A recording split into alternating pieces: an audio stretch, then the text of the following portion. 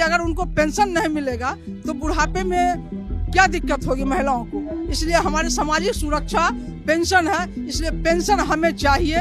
इससे कोई समझौता हम सरकार से नहीं कर सकते हैं। त्रिपुरा में जो सरकार का जो आदमी है, चाहे विधानसभा में हो, लोकसभा में हो, राज्यसभा में हो, जितने पद पर वो रहे हैं उनको उतना पेंशन मिलता है। फिर ऑल इंडिया के कर्मचारियों को क्यों नहीं? मोदी जी की सरकार ने कोरोना के नाम पर जो हमारा 18 महीने का महंगाई भत्ता खा गया है वो वसूलने के लिए हम आए हैं। जो निजीकरण हो रहा है उस पर रोक लगाने के लिए हमारे कर्मचारी को, सरकारी सेवकों को पेंशन देना होगा। इसी मांगों को लेकर के आज हम हजारों हजार की संख्या में रामलीला मैदान में आए हैं। कर्मचारी आंदोलन कर रहे हैं। ये तमाम ऐसी घटनाएं हैं जिस पर ध्यान कम ही जाता है। बड़े लेवल पर मीडिया कवरेज नहीं मिलती, इसलिए ये तमाम विषय देश में बड़े मुद्दे नहीं बन पाते। इन पर कुछ हद तक मीडिया भी जिम्मेदार है, जो प्राइम टाइम में इन विषयों को जगह नहीं देता है। इसी वजह से शायद कई बार आम आदमी ये सोचता है कि ये कोई छोटी मोटी स्ट्राइक है जो एक दो दिन विरोध हो जाने पर ख़त्म हो जाएगी। लेकिन सवाल यहाँ पर बड़ा ये है कि आखिर ये हो क्यों रहा है, और इसका जवाब है पेंशन। जी हाँ, शायद आपने भी कहीं ना कहीं सुना हो कि न्यू पेंशन और पुरानी पेंशन को लेकर सरकारी कर्मचारी विरोध कर रहे हैं। नमस्कार, मैं नवीन त्रिपाठी न्यूज़ डायरी चैनल पर आप सबका स्वागत करता हूं। और एक सरकारी कर्मचारी के पेंशन का मामला सुनने में शायद आपको एक बहुत ही छोटा चीज़ लग सकती है, लेकिन आपको बता दें कि भारत में चुनावों का रूप बदलने वाला दम रखता है।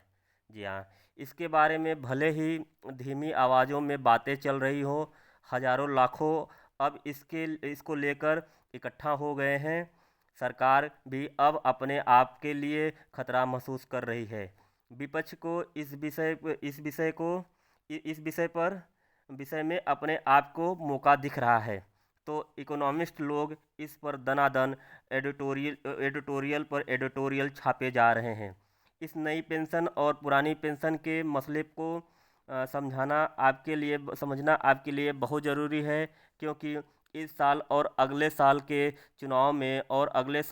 चुनाव में ये विषय बहुत ही महत्वपूर्ण विषय बनकर उभर कर सामने आने वाली है। इसीलिए हमें लगा कि पुरानी पेंशन और न्यू पेंशन का फ़र्क आपको समझाएं, इस विरोध की वजह आपको बताएं।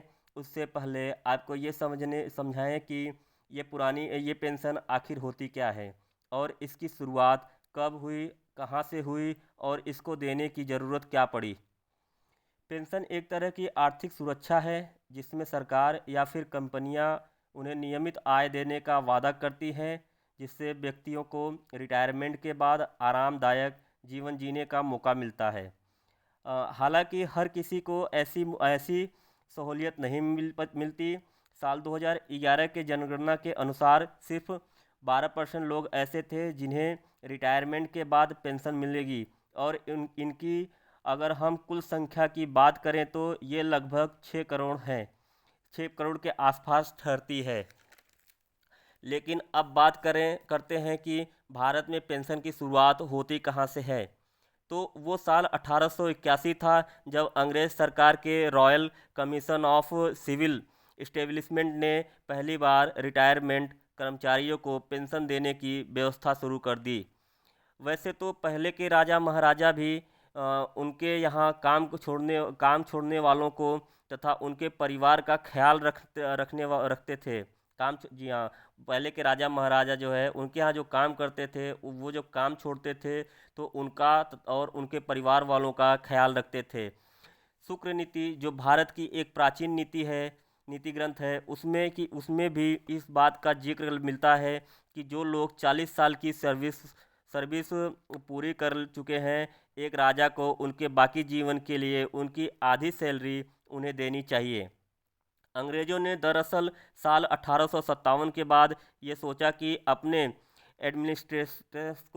एडमिनिस्ट्रेशन को ऐसा बनाया जाए कि जो इन्फ्लुएंस यानी कि ऐसे लोग जिनका समाज पर असर होता है वो बगावत करने के बारे में ना सोचे, और इसीलिए अंग्रेज़ों ने जो राजा महाराजा थे उनको पेंशन देना शुरू कर दिया ताकि अंग्रेजी राज के खिलाफ कोई भी राजा महाराजा बगावत ना कर सके।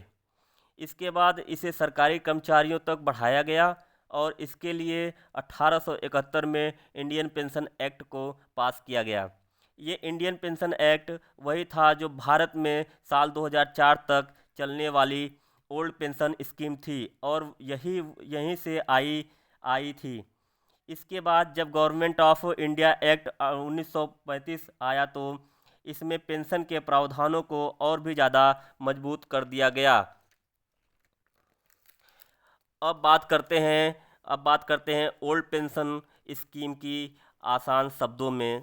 जी हाँ, दरअसल आज़ादी के बाद जो सिस्टम था वो बढ़ता चला गया और इसी सिस्टम को ओल्ड पेंशन स्कीम कहा गया। एक बात हम सब जानते हैं कि वैसे सरकारी नौकरियों में अक्सर प्राइवेट सेक्टर की नौकरियों के मुकाबले कम पैसा मिलता है, लेकिन इसके बावजूद हमारे देश में सरकारी नौकरी और नौकरियों का ज़बरदस्त क्रेज है और इसकी एक मुख्य वजह है स्टेबिलिटी और सिक्योरिटी, और इस स्टेबिलिटी और सिक्योरिटी में ही पेंशन चली आती है। ओल्ड पेंशन स्कीम के अंतर्गत भारत सरकार के कोई भी कर्मचारी जो 10 साल की सर्विस पूरी कर लेता है वो या तो रिटायरमेंट होने पर या अपने किसी मानसिक शारीरिक कमजोरी पर अपने काम में अक्षम हो जाता है तो उसे उस केस में जब तक वो जीवित है उसे हर महीने पेंशन मिलती रहेगी। ये उन्हें भी मिलती है जो 20 साल की सर्विस पर वॉलेंट्री रिटायरमेंट ले लेते हैं। जो ये पेंशन का अमाउंट होता है वो आमतौर पर आपकी आखिरी सैलरी या फिर रिटायरमेंट से पहले 10 महीने की एवरेज सैलरी होती है, उसी पर बेस होता है। इसमें से जो भी ज़्यादा है उसकी आधी पेंशन आपको मिल जाती है और यही सारी व्यवस्थाएं ओल्ड और न्यू पेंशन स्कीम में नहीं थी, जिसकी वजह से रामलीला मैदान पर लाखों लोग इकट्ठा होकर सरकार के खिलाफ विरोध प्रदर्शन कर रहे हैं और ओल्ड पेंशन स्कीम की मांग कर रहे हैं। धन्यवाद।